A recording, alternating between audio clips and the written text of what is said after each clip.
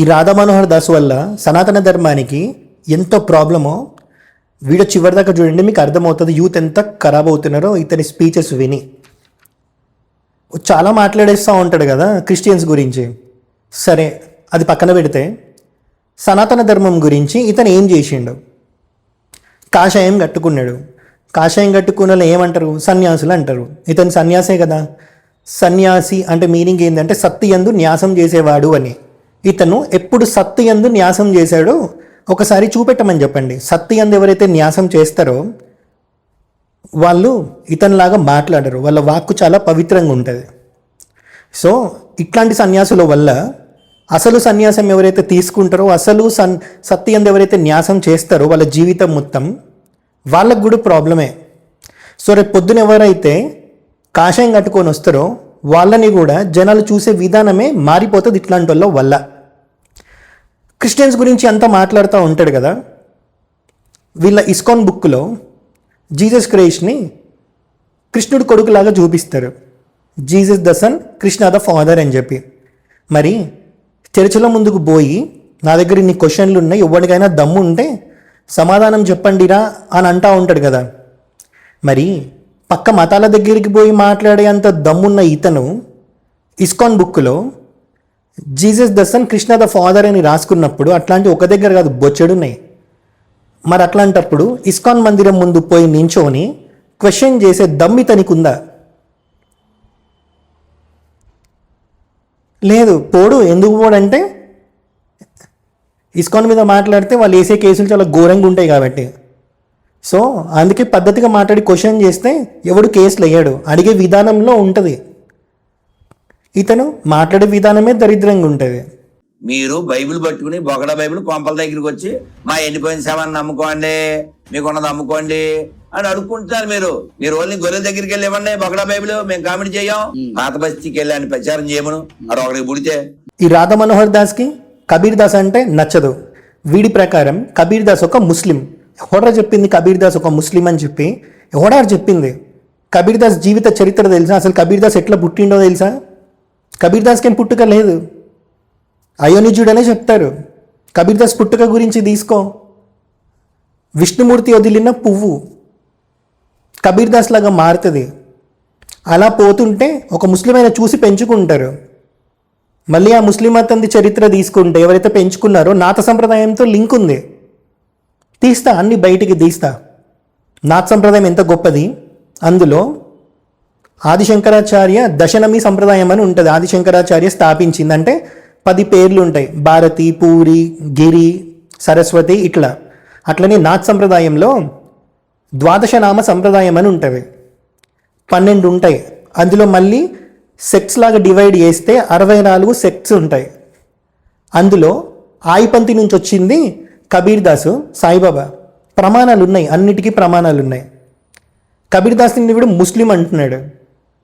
3 monthsలో 83,000 subscribers వచ్చిన YouTube channel నాది. Just కేవలం 1 minute షార్ట్స్ చేస్తేనే 3 monthsలో 2.5 crore వ్యూస్ వచ్చినాయి. జస్ట్ 1.5 monthలోనే 10 million షార్ట్ వ్యూస్ వచ్చి నా ఛానల్ మానిటైజేషన్ అయిన ఛానల్. కబీర్ దాస్ గురించి ఒక వీడియో చేస్తే వచ్చి దరిద్రమైన కామెంట్స్ పెట్టిండు. దానివల్ల సడన్గా యూట్యూబ్లోకి వచ్చి సడన్గా పాపులారిటీ లైక్ వ్యూస్, ఆ వ్యూవర్షిప్ రాగానే నాకేం అర్థం కాలే. ఎవరి సపోర్ట్ తీసుకోవాలో తెలియదు, సడన్గా వచ్చేసిన కదా. ప్రిపేర్ అయ్యి వస్తే వేరేలాగా ఉండు. వీడు పెట్టిన కామెంట్లు వీడి కింద వీడికి సపోర్ట్గా దేవులని నన్ను ఆ బూతులు భరించలేక దేవుడి గదిలో ల్యాప్టాప్ అక్కడ పెట్టి డిలీట్ బటన్ కొట్టి నా ఛానల్ నేనే డిలీట్ చేసుకున్న ఈడి వల్ల. ఎందుకు? కబీర్ దాస్ గురించి చేస్తే కబీర్ దాస్ని ముస్లిం యాంగిల్లో పోర్ట్రే చేసిండు కాబట్టి. సబ్జెక్ట్ తెలియదు. మరి కబీర్ దాస్ ముస్లిమే అయితే అరుణాచలంలో కంచి కామకోటి పీఠం వల్ల మఠం ఉంటుంది. ఆ మఠంలో కంచి పరమాచార్య చంద్రశేఖరేంద్ర సరస్వతి స్వామి వారి ఫోటో పక్కన కబీర్ దాస్ ఫోటో ఉంటుంది. కావాలంటే ప్రూఫ్ చూడండి. కబీర్ దాస్ ముస్లిమే అయితే కంచి కామకోటి పీఠం వాళ్ళు వాళ్ళ మఠంలో కబీర్ దాస్ ఫోటో ఎందుకు పెట్టుకుంటారు? 2 శంకర పీఠాలకి సంబంధించి జ్యోతిర్మఠ్ పీఠానికి పీఠాధిపతి జ్ఞానానంద గిరి స్వామి ఆయనని పీఠాధిపతిని చేస్తే కూడా దాన్ని వదులుకొని వచ్చేసిరు. ఆయన అయోనిజుడే. ఎన్ని వేల సంవత్సరాలు జీవించారో ఎవరికి తెలియదు. ఆయన షిరిడి సాయిబాబాని కలుసుకున్నట్టు ఆయన చరిత్రలో ఉంది, తీస్తా అది కూడా బయటికి తీస్తా. ఈయన ఎంత పవర్ఫుల్ అంటే కంచి పరమాచార్యనే ఈయనని పరమాచార్య అని అనేవాళ్ళు అన్నట్టు. ఎవరిని? జ్ఞానానంద గిరి స్వామి వారిని. ఆ జ్ఞానానంద గిరి స్వామి వారి వెబ్సైట్లో కూడా కబీర్ దాస్ గురించి ఉంది. వీళ్ళకి నాలెడ్జ్ లేదు, రీసెర్చ్ చెయ్యరు, ఇల్లు గూడు ఏదీ లేదు, ఖాళీ మతోన్మాదం స్ప్రెడ్ చేయాలి సన్యాసి వేషంలో ఉండి. కాబట్టి హేట్రెడ్ మీద హేట్రెడ్ స్ప్రెడ్ చేస్తూ ఉంటాడు. సన్యాసి అడుక్కోవాలి, వీడు ఎంతమంది డబ్బులు ఇస్తే అంతమంది దగ్గర తీసుకుంటాడు. కానీ వీడెవరినైతే తిరస్కరిస్తూ ఉంటాడో, చెప్పాను కదా సాయిబాబాకి సంబంధించి రమణ మహర్షి కూడా సాయిబాబా గురించి ప్రపంచం అంతా తెలియాలి, భారతదేశం అంతా తెలియాలి అని తన 2 శిష్యులని పంపించి ప్రమోట్ చేపిస్తారు. అది రమణ మహర్షి చరిత్ర తీసుకుంటే అర్థమవుతుంది. ఇప్పుడు షిరిడీలో ఏదైతే పూజా విధానం నడుస్తుందో అది రమణ మహర్షి శిష్యుడు స్టార్ట్ చేసింది. ఈ చరిత్ర ఎవరికి తెలియదు. ఈ వీడియో మీరు ఇక్కడ దాకా చూసుంటే నా ఛానల్లో కొంచెం కిందికి వెళ్తే మీకు రమణ మహర్షి ఫోటోతో పాటు ఇక్కడ కరుణాకర్ సుగ్నగాడు ఉంటాడు, ఇక్కడ నేను ఉంటా. అక్కడ రమణ మహర్షి గురించి రాసిన, సాయిబాబా గురించి ప్రపంచమంతా తెలియాలి అని చెప్పారని. ఆ వీడియో చూస్తే సాయిబాబా స్థితి ఏంటో మీకు అర్థమవుతుంది. అట్లాంటి సాయిబాబాని కూడా వీడు తిడతా ఉంటాడు. వీడి బ్రతికెంత, వీడి అవకాత ఎంత, వీడు గొప్ప గొప్ప బ్రహ్మజ్ఞానుల గురించి వీడు మాట్లాడడానికి. చెప్పిన కదా ఇందాక, ఎంతమంది డబ్బులు ఇస్తే అంతమంది దగ్గర అడుక్కుంటా ఉంటాడు. కానీ సాయిబాబా 5 ఇళ్లలో మాత్రమే భిక్షాటన చేసేవాళ్ళు. షిరిడీలో ఇప్పుడు మీరు వెళ్ళినా కూడా 1వ ఇల్లు, 2వ ఇల్లు, 3వ ఇల్లు, 4వ ఇల్లు, 5వ ఇల్లు అని 5 ఇళ్లలో పేరు రాసి ఉంటుంది సాయిబాబా భిక్షాటన తీసుకున్న ఇల్లుల గురించి. అది మధుకరి భిక్ష అంటారు. నాథ్ సంప్రదాయంలో మీరు తీసుకుంటే, లేకపోతే దత్త సంప్రదాయంలో మీరు తీసుకుంటే మధుకరి భిక్షకి ఎంత వాల్యూ ఉందో అర్థమవుతుంది. 5 ఇళ్లలో భిక్ష రాకపోతే ఆ రోజు పస్తున్నే ఉండాలి, నెక్స్ట్ డే కోసం మళ్ళీ వెయిట్ చేయాలి. అది సాయిబాబా జీవితం. కానీ ఈడు 10,000 ఇస్తారు, 20,000 ఇస్తారు, సభ పెద్దదైతే 50,000 కూడా ఇస్తారు. దేనికి? రామాయణం గురించి గొప్పగా చెప్పడము, మహాభారతం గురించి గొప్పగా చెప్పడం గురించి కాదు. బైబిల్ని తిట్టడానికి, జీసస్ని తిట్టడానికి, మేరీ మాతను తిట్టడానికి అట్లా సంపాదించుకుంటున్న డబ్బులు. ఇది హిందుత్వవాదమా? ఇదా సనాతన ధర్మం?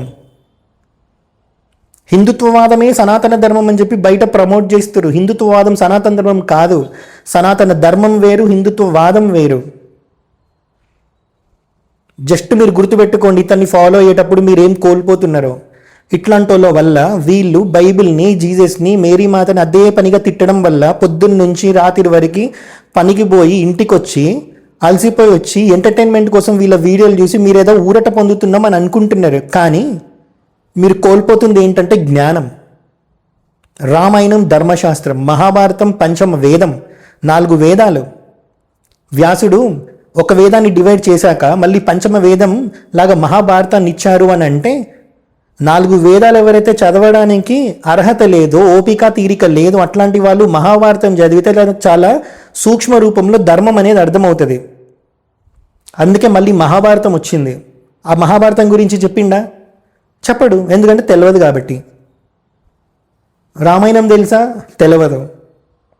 ఇట్లాంటి వాళ్ళు అదే పనిగా పక్క మతాలని తిట్టడం వల్ల మీకు ఎంటర్టైన్మెంట్ వస్తుందేమో, కానీ మీకు రామాయణ మహాభారతాలు మీరు తెలుసుకోవాలని మీకు ఇంట్రెస్ట్ కూడా రావట్లేదు. దేనివల్ల? ఇట్లాంటి వాళ్ళు మీ మైండ్ని కబ్జా చేసుకోవడం వల్ల. మీరు దేనికి బానిస? ఇట్లాంటి వాళ్ళ మైండ్ సెట్కి వాళ్ళు ఏదైతే ఇంజెక్ట్ చేస్తున్నారో నెగిటివిటీ, దానికి మీరు బానిసలు అవుతుర్రు. మీకే రామాయణ మహాభారతాలు తెలియకపోతే మీ పిల్లలకేం చెప్తారు? ఒక్కసారి ఆలోచించుకోండి. వీళ్ళు అదే పనిగా వాళ్ళని తిట్టడం వల్ల, నేనేం వాళ్ళని సపోర్ట్ చేయట్లే, మన దగ్గర ఎట్లయితే న్యూట్రల్గా ఉంటారో అక్కడ న్యూట్రల్గా ఉండే వాళ్ళు చాలామంది ఉంటారు. మన ఫ్రెండ్స్లో క్రిస్టియన్స్, ముస్లిమ్స్ లేరా? మనం వాళ్ళతో మంచి లేమా? వాళ్ళని ఎక్కడైనా నెగిటివ్ యాంగిల్లో మనం చూస్తున్నామా? లేదు కదా. వాళ్ళు మీకు ఎక్కడైనా అన్యాయం చేసిర్రా మతం పేరు మీద? ఆలోచించుకోండి. వీళ్ళు చేసే పనికి, వీళ్ళు తిట్టే తిట్లకి పక్కన మతాల వాళ్ళని వాళ్ళు 4 పురాణాల్లో ఎతకాల్సింది ఒకే పురాణంలో ఎతికి బూతులు తీస్తున్నారు మన దేవి దేవతల గురించి. బ్రహ్మదేవుడు, సరస్వతి టాపిక్ చాలా సెన్సిటివ్ టాపిక్. బైబిల్లో మీరు ఏది క్వశ్చన్ అడిగినా వాళ్ళు ఒక బైబిల్ నుంచే చెప్తారు. కానీ బ్రహ్మదేవుడు, సరస్వతి దేవి గురించి మీరు తెలుసుకోవాలి అని అంటే ఫస్ట్ బ్రహ్మ వైవర్త పురాణం పట్టుకుంటే సృష్టి ఆవిర్భావం అప్పుడు లక్ష్మీదేవి ఎట్లొచ్చారు, సరస్వతీదేవి ఎట్లొచ్చింది, ఇవి మీకు తెలుస్తాయి. శ్రీకృష్ణుడి వక్షస్థలంలో నుంచి ధర్మదేవుడు వస్తే ఆ ధర్మదేవుడి ముఖంలో నుంచి ఎడమ భాగంలో నుంచి సరస్వతీదేవి వచ్చినట్టు ఉంటుంది.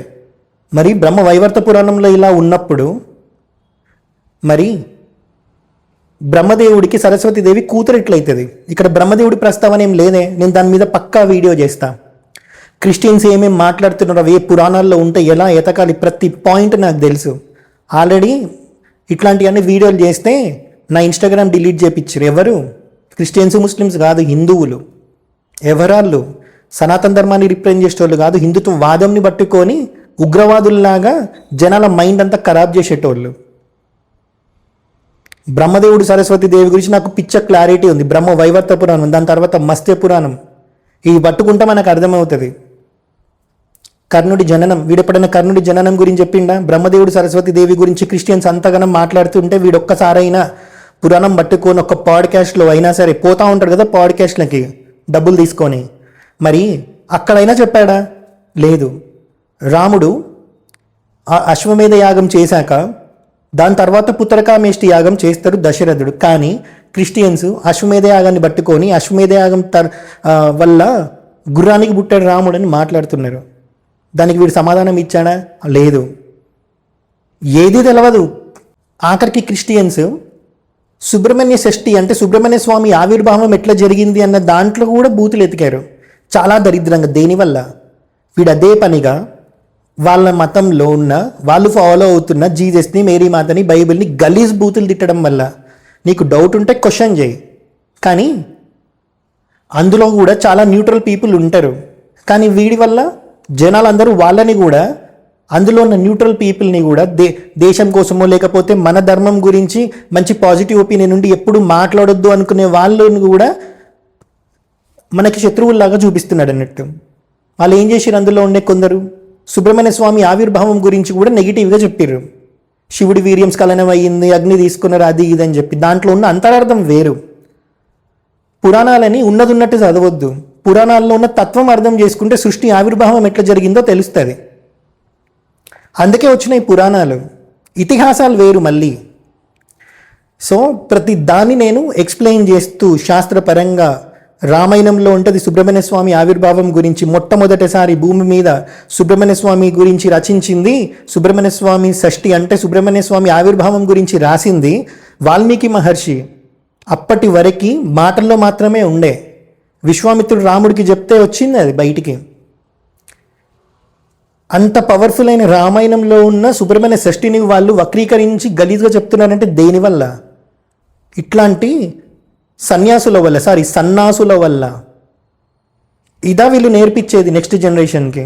సనాతన ధర్మాన్ని నువ్వు రిప్రజెంట్ చేయాలి అని అంటే పక్క మతాలను తిరుగుతుంటే ఎంటర్టైన్మెంట్ పొందడం కాదు. ఇప్పుడు ఎట్లయిపోయిందంటే హిందువులకి పక్క మతాలలో బుక్కుల్లో ఏమున్నాయో ఆ బొక్కలు తెలుసు తప్ప మన సనాతన ధర్మంలో గొప్పతనం తెలియదు. ఎందుకంటే వీళ్ళందరూ మీ మైండ్ని ఖరాబ్ చేసుకున్నారు హిందుత్వ వాదంతో. అందుకే మీరు రామాయణం వినరు, మహాభారతం వినరు. వీళ్ళ వీడియోలు మాత్రం మీరు చూస్తారు. దీనివల్ల ఇంకొక దరిద్రమైన పని ఏం జరుగుతుందో తెలుసా? వీకెండ్ రాగానే లాంగ్ టూర్కి వెళ్ళాలి అని చెప్పి ఎక్కడో ఉన్న గుడికి పోయి గంటలు లైన్లో ఉండి 2 సెకండ్లు 3 సెకండ్లు కనిపించే దేవుడి దగ్గరికి వెళ్తున్నారు చూడు. అది కాదు మీరు చేయాల్సింది. మీ ఇంటి పక్కన ఉన్న గుడికి మీరు పోతే ఆ గుడికి జనం వస్తారు. గుడికి జనం వచ్చినప్పుడు ధర్మం అదే ప్రచారంలో ఉంటుంది. ఇంటి పక్కన ఉన్న గుడికి పోకుండా వీకెండ్లో ఎక్కడో ఒక దగ్గర ఉన్నదాన్ని గంటలు క్యూ లైన్లో నించొని మరి దర్శనం చేసుకొని ఇంటికి వస్తారు చూడు. మరి అదే డబ్బులు ఇంటి పక్కన ఉన్న గుడికి ప్రతి నిత్యం పోతే గుడికి ఒక వైభవం వస్తుంది. ఉండిలో వేయండి ఆ డబ్బులు. అదొద్దు, అయ్యగారికి దక్షిణ రూపంలో ఇవ్వండి. ఆయన మీకు ధర్మం బోధిస్తాడు. గుడిలో ఎట్లా కూర్చోవాలి, ఎట్లా ప్రదక్షిణ చేయాలి, ఎట్లా తీర్థం తీసుకోవాలి, గంట ఎప్పుడు కొట్టాలి, ప్రతిదీ చెప్తారు.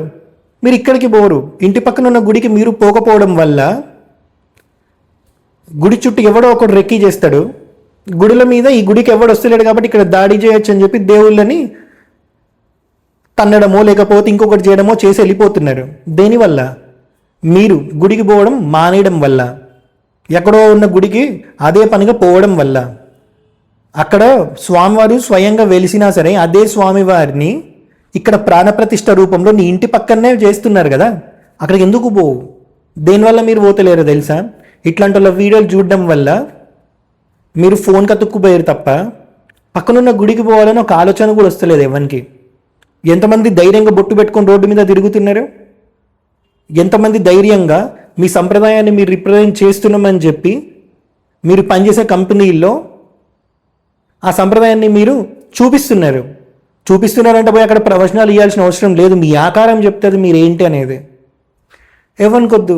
అందుకే చెప్తున్నా, ఈ రాధా మనోహర్ దాస్, కరుణాకర్ సుగ్న, లలిత్ కుమారు, భారత్ వర్ష, భాస్కర్కి వీళ్ళు కాదు సనాతన ధర్మాన్ని రిప్రజెంట్ చేసే వాళ్ళ బొచ్చు తెలుసు వాళ్ళకి. సనాతన ధర్మం పక్కన సనాతనం అంటే దాని మీనింగ్ కూడా వాళ్ళకి తెలియదు. ఎప్పుడని చెప్పిరా? చెప్పలే. సో ఎవరిని మీరు ఫాలో అవ్వాలి, ఎవరిని ఇగ్నోర్ చేయాలి, అది మీ చేతిలోనే ఉంది.